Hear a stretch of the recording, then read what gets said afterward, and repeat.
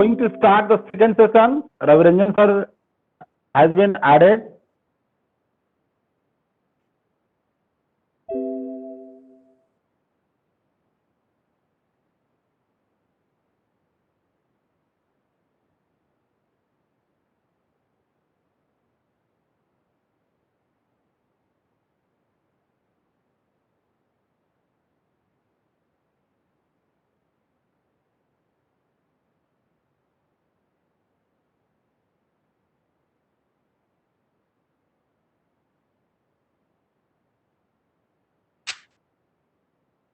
आवाज आ रही है आपकी?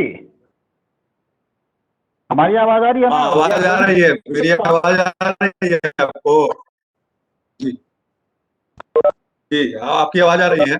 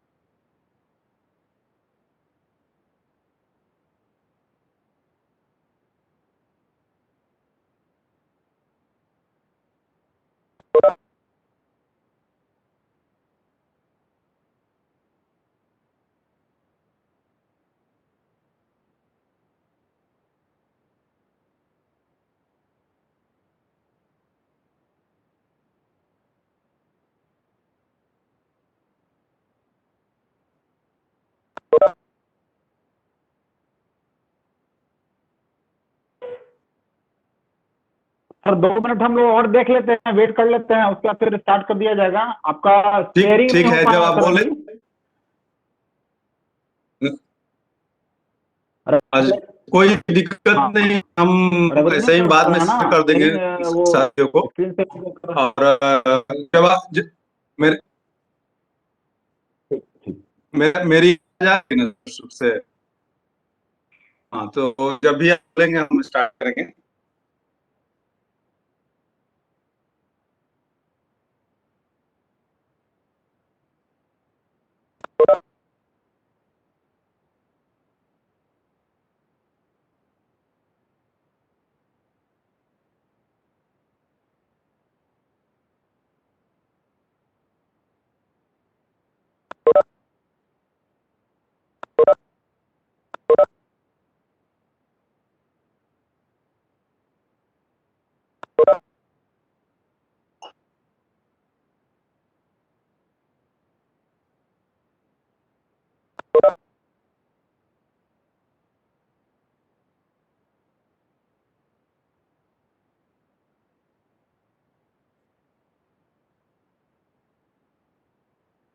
स्टार्ट किया जाए सर। हो गया, 5 मिनट हो गया।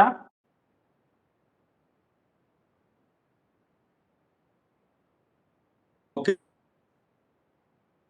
गुड आफ्टरनून दोस्तों। वेलकम सर, आपका स्वागत है। हम आज के बीच कुछ बताने के लिए, और आज का टॉपिक हम लोगों को रेल परिवार के है। रेल हुआ था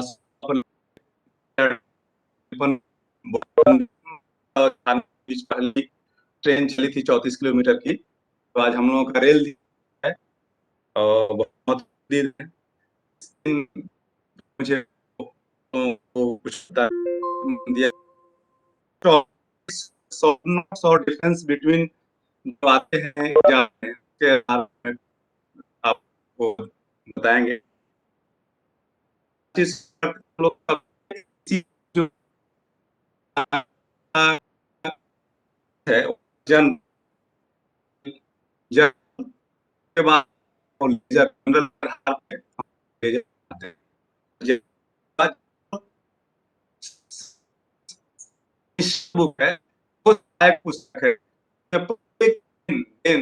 जो जो भी वो डेट वाइज सीरियल वाइज उसमें विवरण देते हुए तो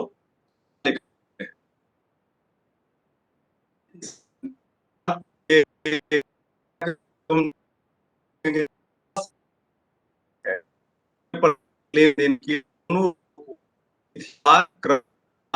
संक्षिप्त जनरल की मदद की है।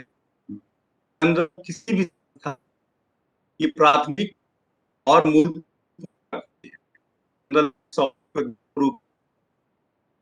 तथा दृष्टिया साथ साथ की जाती है।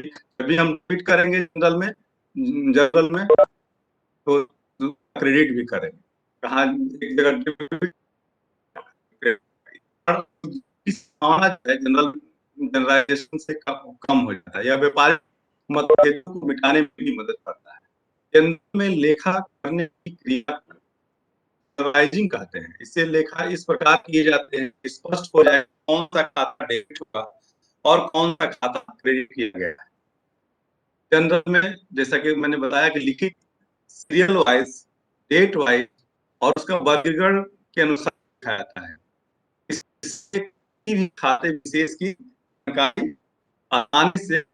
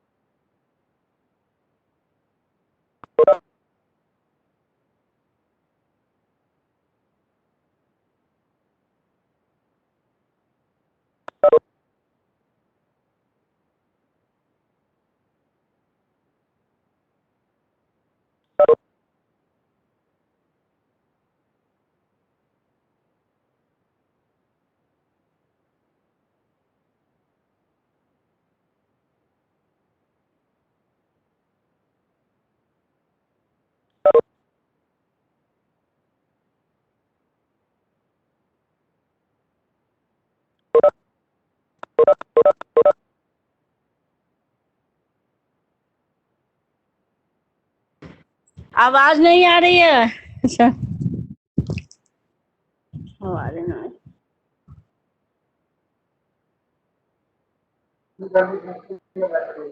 सर साउंड नहीं आ रहा है। हाँ हाँ नहीं आवाज अब आ रही है। आवाज आ रही है अब भी। ठीक है अब मिल रही है, अब मिल रही है। हाँ ठीक ठीक ठीक। जनरल आप लोगों को सुनाई पड़ा जनरल बारे में हेलो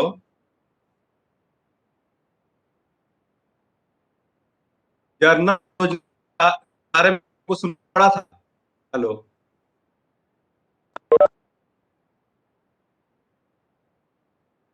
आवाज नहीं आ रही है।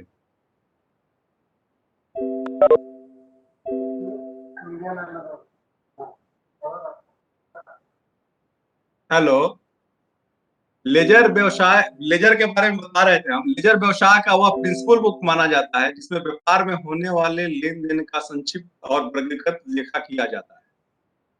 इसमें प्रत्येक पक्ष से संबंधित एक निश्चित समय के लेन देन एक ही स्थान पर लिखे जाते हैं जिसमें उस पक्ष का खाता अकाउंट कहते हैं जिससे किसी खाता विशेष से संबंधित लेन देन की स्थिति की जानकारी आसानी से उपलब्ध हो जाती है। लेजर से संपत्तियों एवं दायित्वों की जानकारी प्राप्त की जा सकती है। लेजर वो प्रिंसिपल बुक है जिसके आधार पे ही हम लोग जो है ट्रायल बैलेंस या फाइनल अकाउंट तैयार करते हैं। इसके बिना, लेजर के बिना नहीं ट्रायल बैलेंस तैयार किया जा सकता है, नहीं फाइनल अकाउंट तैयार किया जाता है। लेजर में जब भी हम लेखा करते हैं तो उसको लेजर में क्या कहते हैं, पोस्टिंग करते हैं।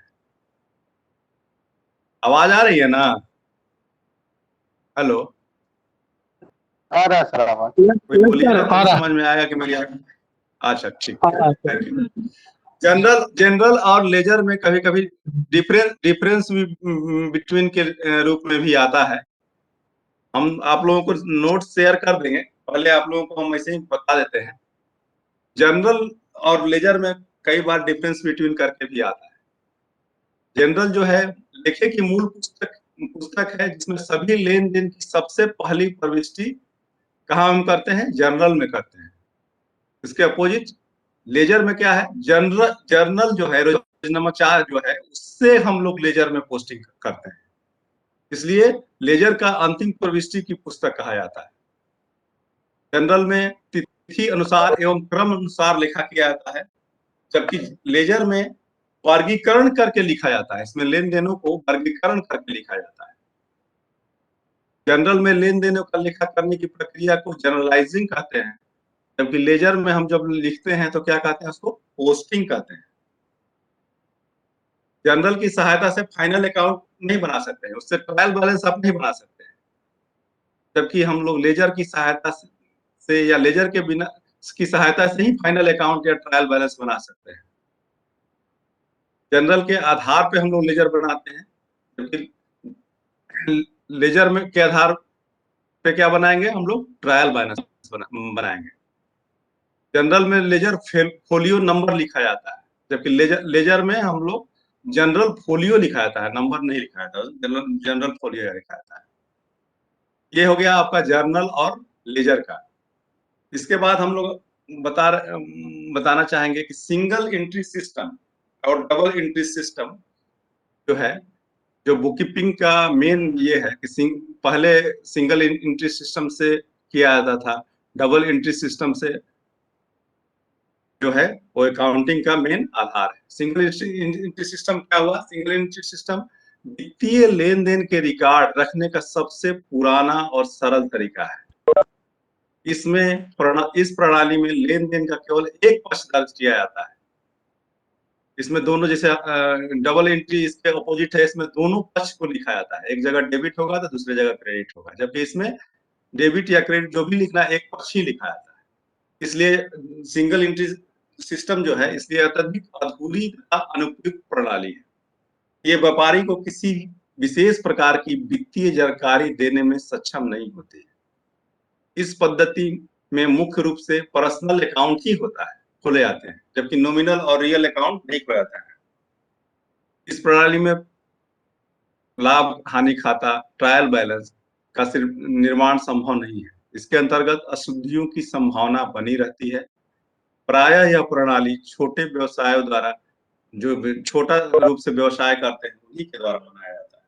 इस प्रणाली में लेखों जो लेखा किए जाते हैं उसकी कानूनी मान्यता प्राप्त नहीं होती है। इसके विपरीत डबल एंट्री सिस्टम जो हुआ, डबल एंट्री सिस्टम अत्यंत सुव्यवस्थित तथा वैधानिक होने के कारण संसार की सभी प्रणालियों में सर्वोत्तम मानी जाती है। अकाउंटिंग की ये जो डबल एंट्री सिस्टम है वो सर्वोत्तम मानी जाती है। जैसा कि इसके नाम से ही आपको क्लियर है कि प्रत्येक लेन देन दो खाते खोलने पड़ते हैं, एक जो कि कोई लेने वाला होगा, कोई दूसरा देनदार होगा, यानी एक प्राप्तकर्ता होगा तथा दूसरा लेनदार का होगा।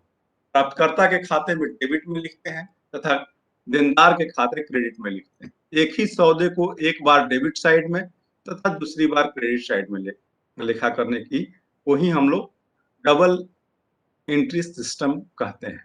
इस प्रणाली में पर्सनल अकाउंट, रियल तथा नॉमिनल अकाउंट खोले जा सकते हैं। किसी प्रणाली द्वारा जो है डबल बुक एंट्री के द्वारा ही हम लोग trial balance, final account, balance sheet, इन इस तरह की अकाउंट का निर्माण कर सकते हैं हम।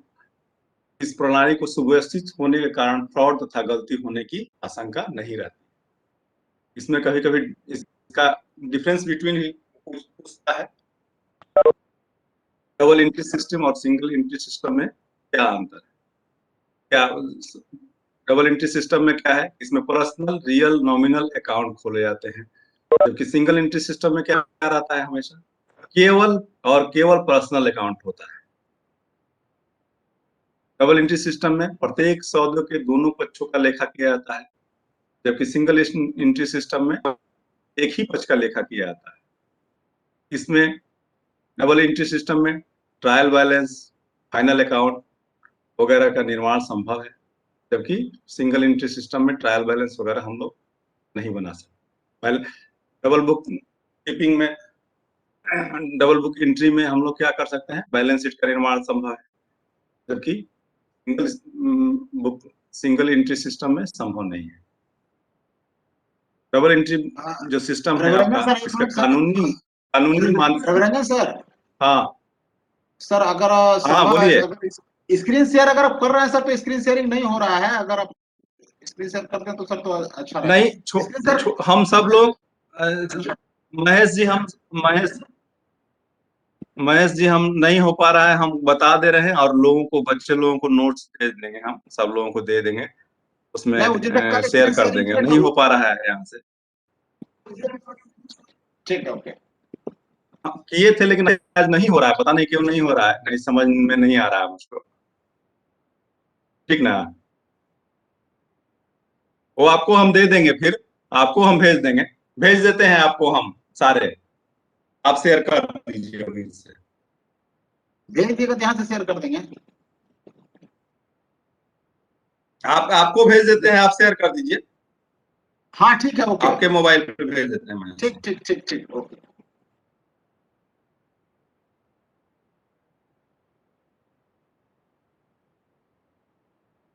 तो हम बता रहे थे कि डबल बुक जो एंट्री है, डबल एंट्री सिस्टम है, इसका कानूनी मान्यता प्राप्त है, जबकि सिंगल का कोई भी वैधानिक मान्यता प्राप्त नहीं है।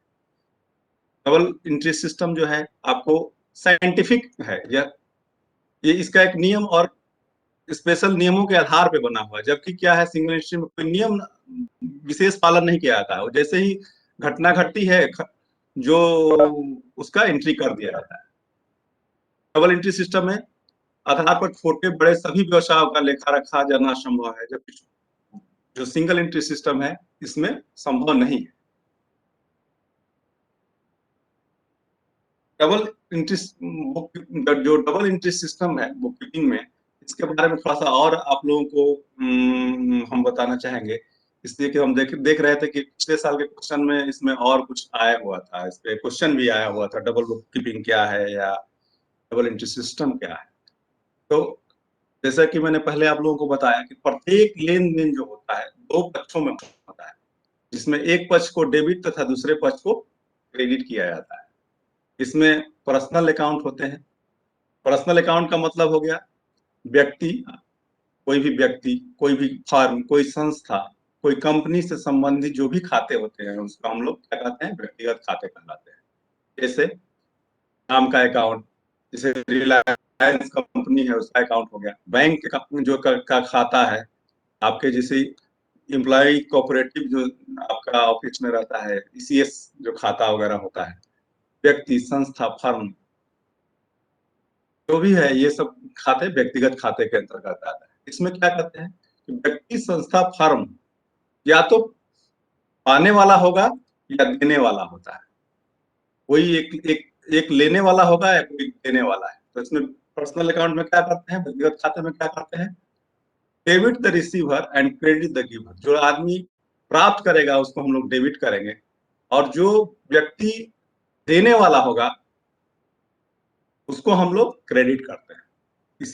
इसके बाद जो व्यक्तिगत खाते के अलावा एक अव्यक्तिगत खाता होता है।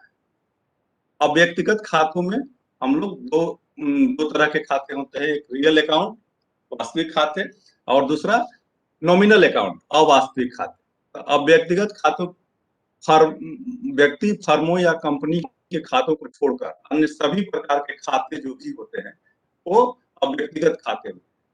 जैसे आपको हो गया संपत्ति खाता, कोई भी एसेट है उसका खाता हो गया, आय खाता हो गया, व्यय का खाता हो गया, ये सब जो होता है वो अब व्यक्तिगत खाता होगा। जैसा कि बताया मैंने आपको कि अब व्यक्तिगत खाता दो प्रकार का होता है।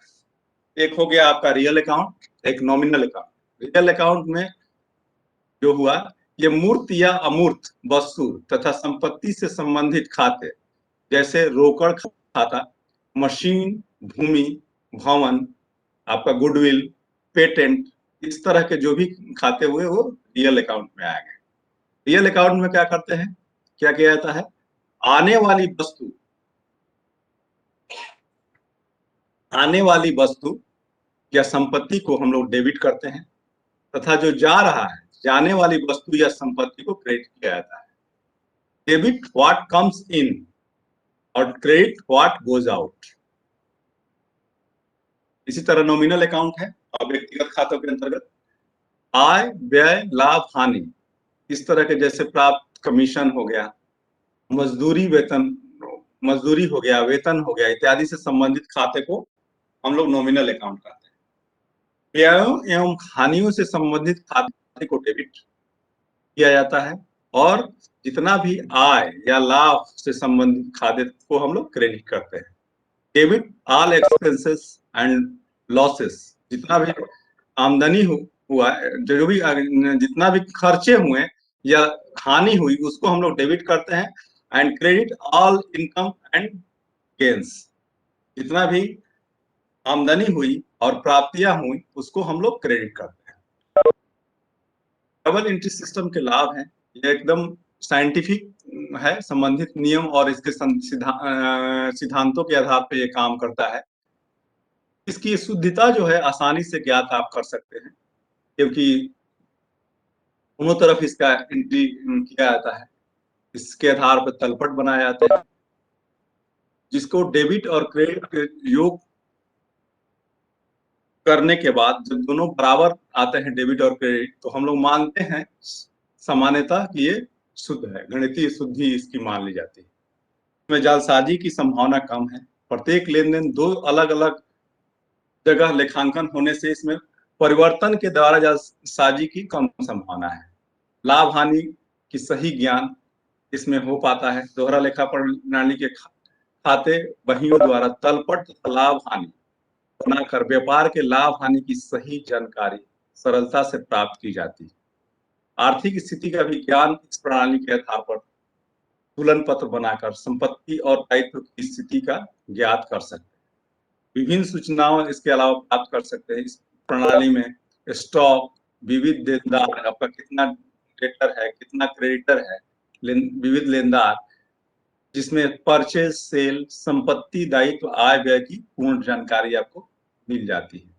इसमें लेखों का तुलनात्मक अध्ययन कर सकते हैं। विगत वर्ष में क्या बिजनेस की स्थिति थी, इस साल क्या स्थिति है, विगत वर्ष के आंकड़ों को तुलनात्मक अध्ययन कर व्यापार की प्रगति या उसमें ह्रास हुआ उन्नति का पता लगाया जा सकता है। पुस्तकों की पूर्णता एवं वैज्ञानिकता के आधार पर रहती है। इसमें इसके चलते आप व्यापार के उतार चढ़ाव का ज्ञान प्राप्त कर सकते हैं।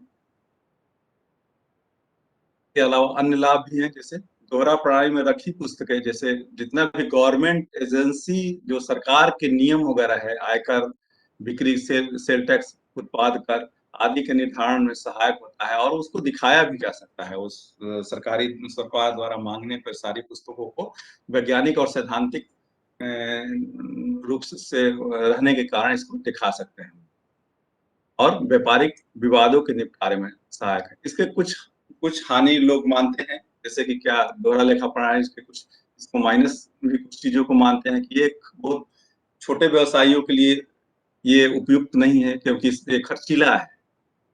ये सामान्य आदमी को करने में दिक्कत होती है, इसके लिए पढ़ने ज्ञान की आवश्यकता होती है, इसलिए ट्रेंड व्यक्ति की आवश्यकता है। ये उसके माइनस पॉइंट में है। इसमें नियमों की जटिलता है, त्रुटि की संभावना है अगर कोई भी जानकार व्यक्ति ना करे। तो श्रम और समय में अधिक लगेगा। ये आपका हुआ आपका डबल एंट्री सिस्टम। इसके बाद हम आप लोगों को एक टॉपिक है बिल ऑफ एक्सचेंज, विनिमय पत्र और प्रोमिसरी नोट, प्रतिज्ञा पत्र। इसके बारे में भी पूछा जाता है और इसके दोनों के अंतर के बारे में भी पूछा जाता है। कभी के बारे में आपको बता रहे हैं। विनिमय पत्र, बिल ऑफ एक्सचेंज, एक शर्त रहित लिखित आज्ञा पत्र है जिसमें लिखने वाला व्यक्ति किसी व्यक्ति को आज्ञा देता है कि वह एक निश्चित धनराशि या तो जो लिख रहा है उसको या उसके अनुसार किसी निश्चित व्यक्ति को, यानी उस बिल ऑफ एक्सचेंज के मांगने वाले व्यक्ति को एक निश्चित अवधि के बाद दे दे। वैसे प्रायः बिल ऑफ एक्सचेंज शर्त रहित होता है, किंतु एक्सेप्टर इस पर स्वीकृति देते समय कुछ शर्त भी लिख सकता है। जब तक बिल पर देनदार स्वीकृति करता अपनी स्वीकृति के हस्ताक्षर नहीं करता, बिल अधूरा माना जाता है। तो जो देने वाला है, जो देखिए इसमें 3 पक्ष हो गए आपको।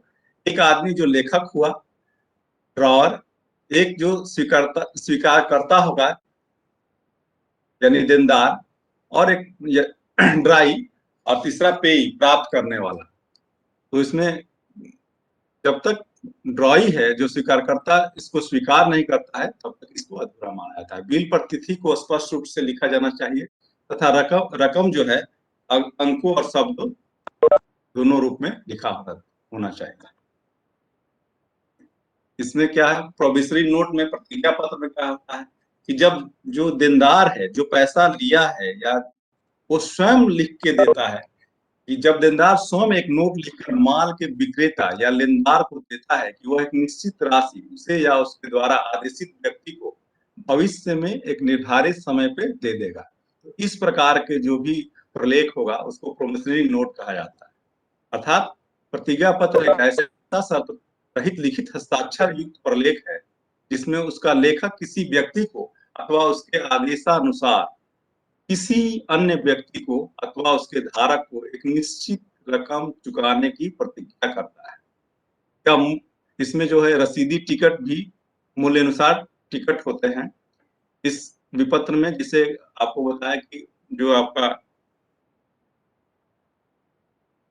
बिल ऑफ एक्सचेंज में 3 पार्टी जैसे हुआ, उसमें ड्रॉई, ड्रॉअर और पेई, माने जो आदमी लिखा, जो एक देने वाला व्यक्ति, एक प्राप्तकर्ता, तीसरा व्यक्ति। इसमें क्या है कि इसमें 2 ही व्यक्ति होते हैं, एक जो लिखा, लेखक, मेकर, और एक प्राप्तकर्ता, पेई, 2 ही इसमें होता है। इसमें अंतर को आप इस तरह से दर्शा सकते हैं। बिल ऑफ एक्सचेंज जो है इसमें 3 पार्टी होता है, 3 पक्षकार होते हैं, एक ड्रॉअर, ड्राई, पेई। जबकि प्रोमिसरी नोट में जो है इसमें 2 ही पक्ष होते हैं, एक पक्ष हुआ जो मेकर हुआ, दूसरा पेई हुआ। बिल ऑफ एक्सचेंज क्या हुआ, इसे ऋणदाता लिखता है, ऋण जो दिया था लेनदार है वो लिखता है, जबकि आपका प्रोमिसरी नोट कौन रहता है, जो ऋण लिया है उसके उल्टा जो देने वाला व्यक्ति है, देनदार जो है, वो लिखता है कि हम इतना रुपया आपको देंगे। इसमें लेखक जो है भुगतान का आदेश देता है, जबकि प्रोमिसरी नोट में लेखक स्वयं भुगतान करने की प्रतिज्ञा करता है कि हम देंगे आप। चौथा हुआ बिल का लेखक इसका प्राप्तकर्ता भी बन सकता है। इसमें जिसे 3 पक्ष आपका बिल ऑफ एक्सचेंज में 3 पक्ष है, उसमें लेनदार, देनदार और तीसरा किसी अन्य को भुगतान करने के लिए। उसमें जो बिल की शर्त जो है, इसमें लेखक जो है उसका प्राप्तकर्ता भी हो सकता है, वो किसी दूसरे के आदेश जो दे रहा है पेमेंट करने के लिए, उसके बदले वो स्वयं भी ले सकता है। लेकिन जिसमें जो इस प्रोमिसरी नोट में कभी भी लेखक जो है यानी देनदार अपने कभी तो प्राप्तकर्ता बन ही नहीं सकता है, वो हमेशा देनदार है तो कभी प्राप्तकर्ता नहीं बन सकता। 5वां आपका अंतर के रूप में लिख सकते हैं, बिल की सार्थकता के लिए स्वीकारक जो स्वीकार करता है उसकी स्वीकृति आवश्यक है। जब तक वो स्वीकार करता है, जो आपका जो ऋणी आदमी स्वीकार नहीं करता है, तब तक उसकी महत्व नहीं है। स्वीकार करना की स्वीकृति आवश्यक है, जबकि इसमें जरूरत ही नहीं है, तो देनदार ही जो जिसको देना है वही लिख रहा है। अच्छा हो गया, इसमें टिकट लगाने की आवश्यकता नहीं है, जबकि आपका प्रोमिसरी नोट में टिकट लगाना आवश्यक है। बिल ऑफ एक्सचेंज में देनदार की देयता कंडीशनल हो सकती है, जबकि प्रोमिसरी नोट देनदार की देयता सुनिश्चित होती है, इसलिए कि स्वयं वो लिखा रहता है। बिल ऑफ एक्सचेंज 3 कॉपियों में लिखी जाती है, जबकि प्रोमिसरी नोट एक ही प्रति में लिखी जाती है। ये आपको बिल ऑफ एक्सचेंज और प्रोमिसरी नोट हुआ।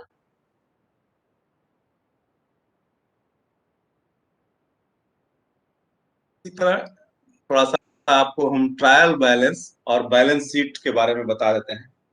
ट्रायल बैलेंस क्या हुआ? पहले जैसे स्टार्ट में ही हम बताए थे कि लेजर के आधार पे हम लोग तलपट बनाते हैं। तलपट ट्रायल बैलेंस खाता बही के विभिन्न खाते के डेबिट और क्रेडिट के योग अथवा शेषों की वह सूची है जो एक निश्चित तिथि पर पोस्टिंग की अंगगणितीय शुद्धता ज्ञात करने के उद्देश्य से बनाई जाती है। जितना भी लेजर में आप पोस्टिंग किए हैं, उसको एक निश्चित तिथि पे उसकी शुद्धता को जांच करने के लिए हम ट्रायल बैलेंस बनाते हैं। इसी के आधार पे हम लोग आगे trading account, profit and loss account बनाते हैं। तलपट अशुद्धि को पता करने में सहायक होता है। साथ ही साथ तलपट से हम लोग व्यापार खाता, ट्रेडिंग अकाउंट, लाभ हानि खाता, प्रॉफिट एंड लॉस अकाउंट तथा बैलेंस शीट सरलता से बना सकते हैं। इसमें क्लोजिंग स्टॉक जो है ट्रायल बैलेंस में प्रदर्शित नहीं। ट्रायल बैलेंस 3 विधि से बनाया जाता है: जोड़ विधि, टोटलिंग मेथड, शेष विधि, बैलेंसिंग मेथड, और एक हो गया आपको मिश्रित विधि, मिक्स्ड मेथड। बैलेंस शीट क्या हुआ? बैलेंस शीट किसी निर्धारित तिथि पर व्यापार की आर्थिक स्थिति को प्रकट करने वाला एक स्टेटमेंट है। वास्तव में यह निर्धारित तिथि पर तैयार किया गया संपत्ति एवं दायित्वों का चिट्ठा है। बैलेंस शीट को हम अकाउंट नहीं कह सकते हैं। यह एक प्रकार का स्टेटमेंट है जिसे व्यापार की आर्थिक स्थिति को जानने के लिए तैयार किया जाता है। इसमें रियल तथा पर्सनल अकाउंट के शेष होते हैं। इसे व्यापार के दर्पण भी कहा जाता है। व्यापारी किसी भी कंपनी की बैलेंस शीट से हम लोग स्थिति पता चलता है कि वो कंपनी की स्थिति क्या है, वो लाभ में है, हानि में है, अच्छी कंपनी है या वो सामान्य कंपनी है। उसके बैलेंस शीट के आधार पे जाना जा सकता है। बैलेंस शीट को 2 भागों में विभाजित किया जाता है। बाएं भाग को लायबिलिटी साइड और दाएं भाग को एसेट साइड कहते हैं। इसमें डेबिट क्रेडिट नहीं लिखा जाता है। इसमें क्या होता है? लायबिलिटी और एसेट के रूप में दिखा। क्या डिफरेंस बिटवीन ट्रायल बैलेंस और बैलेंस शीट क्या हुआ? ट्रायल बैलेंस लेजर की गणितीय शुद्धता की जांच करने की उद्देश्य से बनाया जाता है। ट्रायल बैलेंस जो आपका हुआ, लेजर में जो भी आपने पोस्टिंग किया था जर्नल के आधार पे, उसकी गणितीय शुद्धता हम लोग कुछ एक्सेप्शन को छोड़ के उसको हम लोग मानते हैं कि वो गणितीय रूप से शुद्ध है। वो जांच करने के उद्देश्य से बनाते हैं हम लोग कि उसकी गणितीय शुद्धता है। जबकि बैलेंस शीट का उद्देश्य क्या है? व्यापार की आर्थिक स्थिति क्या है, उससे उसके व्यापार के बारे में हम लोगों को जानकारी प्राप्त होती है। ट्रायल बैलेंस में आपको क्या होता है? इसमें पर्सनल, जिसे आपको बताया था कि व्यक्तिगत और अव्यक्तिगत खाते होते हैं। व्यक्तिगत में पर्सनल अकाउंट हो गया, और अव्यक्तिगत खाते में रियल तथा नॉमिनल अकाउंट, सभी खातों के शेष लिखे जाते हैं। जबकि आपको बैलेंस शीट में सिर्फ पर्सनल तथा रियल खातों का ही शेष लिखा जाता है। नॉमिनल खाता इसमें नहीं आता है। ट्रायल बैलेंस में 2 पक्ष होते हैं, डेबिट और क्रेडिट। जबकि इसमें क्या होता है? बैलेंस शीट में लायबिलिटी साइड एक तरफ होता है और एक तरफ एसेट होता है। ट्रायल बैलेंस से कभी भी आपको लाभ हानि का पता नहीं चलेगा, जबकि बैलेंस शीट से कंपनी के लाभ या हानि का आपको पता चलता है। ट्रायल बैलेंस की वैधानिक मान्यता नहीं होती है, ये कानूनी रूप से इसकी मान्यता नहीं है, जबकि कभी भी जब हम लोग बैलेंस शीट किसी कंपनी का बनता है उसकी वैधानिक मान्यता होती है, उसको ऑडिट वगैरह उसके सारे जो कंपनियों होते हैं सरकारी ऑडिटर होते हैं वो जाके ऑडिट भी करते हैं। ट्रायल बैलेंस के लिए क्लोजिंग स्टॉक का मूल्यांकन आवश्यक नहीं है, जबकि इसके लिए बैलेंस शीट के लिए क्लोजिंग स्टॉक का मूल्यांकन आवश्यक है। तलपट का निर्माण कभी भी किया जा सकता है। जिस समय आदमी सोचता है कि हमको लेजर की गणितीय शुद्धता के बारे में जानकारी देखना होता है, चेक करना होता है, तो उस समय आप की डेट को कर सकते हैं, लेकिन बैलेंस शीट एक निश्चित तिथि को बनाया जाता है। सामान्यतः यह एक साल में वार्षिक ही बनाया जाता है, कभी कभी छमाही भी बनाते हैं लोग।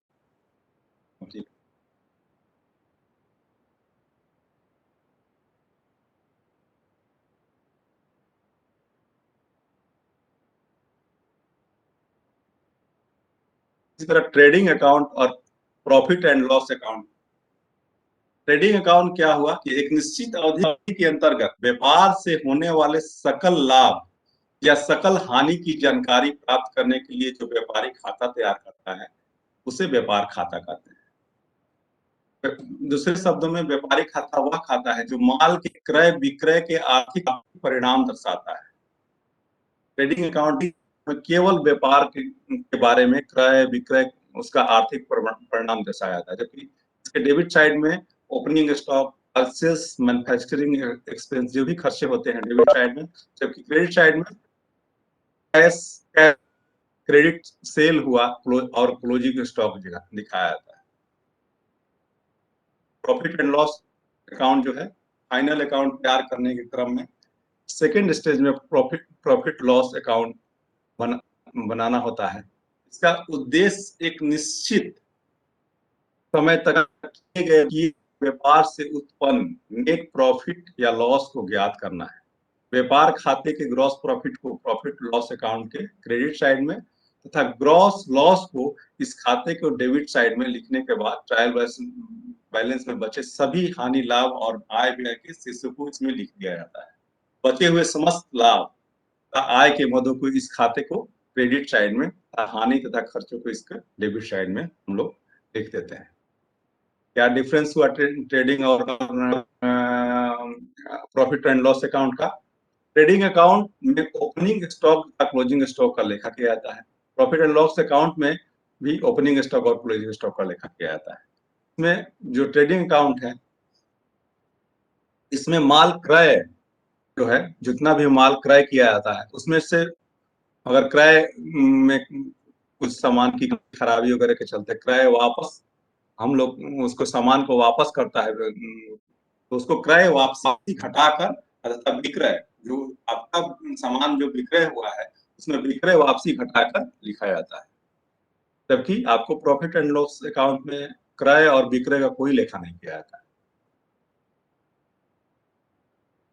ट्रेडिंग अकाउंट में प्रत्यक्ष व्यय जिनका संबंध माल के क्रय तथा माल के निर्माण से होता है लिखा जाता है। इसमें रेगुलर जो खर्चे हुए रेवेन्यू एक्सपेंसेस जितने भी होते हैं प्रत्यक्ष व्यय वो सारे आपको ट्रेडिंग अकाउंट में आते हैं, जबकि अप्रत्यक्ष व्यय जिनका संबंध माल के व्यापार और विक्रय से होता है, कैपिटल कॉस्टिंग जो भी है जनरली आपको प्रॉफिट एंड लॉस अकाउंट में आपका आता है। इसके निर्माण में ग्रॉस प्रॉफिट या ग्रॉस लॉस का पता चलता है ट्रेडिंग अकाउंट में कि कितना ग्रॉस सकल लाभ हुआ या सकल हानि हुई, जबकि प्रॉफिट एंड लॉस अकाउंट जो है उसमें आपको नेट सकल जितने भी और चीजें जो ग्रॉस प्रॉफिट से हटा के उसका नेट प्रॉफिट और नेट लॉस पता चलता है। व्यापार खाते को सकल लाभ या हानि के लाभ हानि खाते में ले जाया जाता है। जो भी इसमें से ये फाइनल अकाउंट जब बनाते हैं अंत में तो उसमें क्या करते हैं, जो भी इसमें ट्रेडिंग अकाउंट का ग्रॉस लॉस या ग्रॉस हानि जो होता है वो हम लोग उसको ट्रांसफर कर देते हैं, जबकि लाभ हानि खाते के शुद्ध लाभ या शुद्ध लाभ को पूंजी खाते में स्थानांतरित किया जाता है। ये कुछ टॉपिक था आज आप लोगों को हम बताए, हो सकता है इससे आप लोगों को लाभ हो, बहुत लोग जानते भी होंगे। तो आप लोग इसको हम आप लोगों को शेयर कर देंगे, आप थोड़ा-सा लाभ होगा। इसके में कुछ और टॉपिक है जो कि आप लोगों को हम अब आज नहीं बताए हैं, वो भी आपको शेयर कर देंगे, जिससे कि आप लोग पढ़ के स्वयं से भी हेलो थोड़ा-सा। सर। क्या महेश जी? Mahesh ji, hello sir. हाँ, क्या बोल रहे थे? हाँ, बोलिए। हाँ बोल रहे बताइए। थे। बोलिए। Hello sir. बोल रहे थे कि नोट्स मिल जाता तो थोड़ा देख हाँ, लेते बोलिए। तो ज्यादा नोट्स के लिए सर। हाँ, हमसे आप लोग के जो ग्रुप बना, ग्रुप महेश जी जो ग्रुप बनाए हैं उसमें हम शेयर कर देंगे। ठीक है, हाँ ठीक है, थैंक यू आप सर। निश्चिंत थैंक यू, जो थैंक यू। ट्रेनिंग वाला ग्रुप जो बना है ना, उसमें हम शेयर कर देंगे। ठीक है सर। ठीक। ये और भी शेयर कुछ वो शेयर टॉपिक किया है जा जिसको रहा है। मैं टाइम के अभाव में नहीं बता पाया, वो भी शेयर कर दें कि जो आप लोगों को फायदा हो। ठीक है सर। ठीक है Mahesh ji? Thank you sir. हाँ नहीं नहीं, ये तो शेयर हो भी रहा ओके है और प्लस हम ओके। शेयर भी कर रहे हैं इसको। उसके लिए आप नोट्स के लिए चिंता नहीं करेंगे, जो है उपलब्ध हम लोग हाँ कर ही हाँ रहे हैं। हाँ, और कुछ क्वेश्चन है तो सर से पूछ लिया जाए। हाँ हाँ। बाकी लोगों क्या का अगर क्या कोई और सवाल महेश है जी? तो हाँ, तो हम बाकी मैं जो हमारे जिन जिन कलीग्स जिन हैं साथियों को हाँ जिन साथियों को कोई भी दिक्कत हो, वो मैंने बताया कि मेरा मोबाइल नंबर 9771460092 है। आप लोग डायरेक्टली भी फोन से भी पूछ सकते हैं, कोई दिक्कत नहीं है। आ- और आ- ट्रैफिक अकाउंट में हो तो जरूर पूछिए, इसलिए कि मैं तो इसमें पारंगत नहीं हूँ, इसलिए कि बहुत दिनों के बाद पढ़ाने की मिला है, उसको मैंने पढ़ के पढ़ाया है। ट्रैफिक अकाउंट में चूंकि प्रैक्टिकली काम बहुत दिनों से हम लोग कर रहे हैं, तो उसमें किन्हीं को असुविधा हो या जानकारी और लेनी हो तो आप पूछ सकते हैं फोन से भी। और दूसरा चीज की ट्रैफिक अकाउंट में फर्स्ट फ्लोर पे आके आप ऑलवेज अवेलेबल हैं ऑफिस डे में हम, तो आप कभी भी मिल सकते हैं। कोई भी व्यक्ति, कोई भी वै- परीक्षार्थी, चाहे वो मुझे पहचानता हो या नहीं पहचानता हो, आके मिल सकते हैं। वैसे भी ये जो ग्रुप बना हुआ ठीक है है ये महेश तो स्पेशल जी? इसी को ध्यान में रख के, ये नहीं, ये ग्रुप जो बना हुआ है व्हाट्सएप वाला स्पेशल आप ही इसमें लोग भी के लिए पूछ बना सकते हुआ है। हैं तो आप, ग्रुप बिल्कुल आप में भी। इसमें पूछिएगा तो और लोगों को भी फायदा होगा। ग्रुप, उस ग्रुप में भी सर भी हैं इससे जुड़े हुए। कोई क्वेश्चन ग्रुप में भी आप पूछ सकते हैं। बाय बिल्कुल बाय बिल्कुल। नेम आप किसी इंस्ट्रक्टर का नाम लेके हाँ पूछ सकते हैं जो टॉपिक हाँ पढ़ा है। मैंने ट्रैफिक का इसलिए हाँ बार बार बोलता हूँ कि मैं उसमें काम कर रहा हूँ, तो और लोगों से प्रैक्टिकली हो सकता है कि थोड़ा ज्यादा जानता हूँ, जान ठीक सकता है, हूँ। वही बोल रहे हैं ना या रिलेटेड प्रैक्टिकली ज्यादा नहीं भी जानने पे। ये हाँ, तो ये इसलिए टॉपिक आप थोड़ा लोग ट्रैफिक पूछ ग्राउंड सकते से हैं, उस ग्रुप में भी पूछ सकते हैं, व्यक्तिगत पूछ सकते हैं। हाँ हाँ, बिल्कुल बिल्कुल। ठीक है महेश जी? चलिए, ओके बहुत बहुत धन्यवाद sir, thank you very much all of you okay. कि आप लोगों ने ज्वाइन किया। और सेकंड सेशन में बहुत अच्छे लोग ज्वाइन किए, मात्र 2-3 लोग ही एब्सेंट रहे, ज्यादा लोग एब्सेंट नहीं है। और हमें बहुत खुशी होती है कि सारे लोग जुड़ते हैं कम से कम और इस ज्ञान का फायदा लेते हैं। तो सेकंड नहीं, सेशन को ये एंड बहुत किया जा बढ़िया रहा ये है। व्यवस्था है, इस महामारी के समय में ये बहुत एक अच्छी हाँ व्यवस्था है। अपने डिप्टी जी साहब का नहीं, एक बहुत ये बड़ा ये है कि सेकंड सेशन में हम लोग अभी एंड करते हैं इसको। फिर हम लोग थर्ड ठीक सेशन है। में फिर हम ओके लोग थर्ड सेशन। बहुत बहुत धन्यवाद सर, रवि सर आपको बहुत बहुत धन्यवाद, आप ओके ओके आए इतना बहुमूल्य ओके।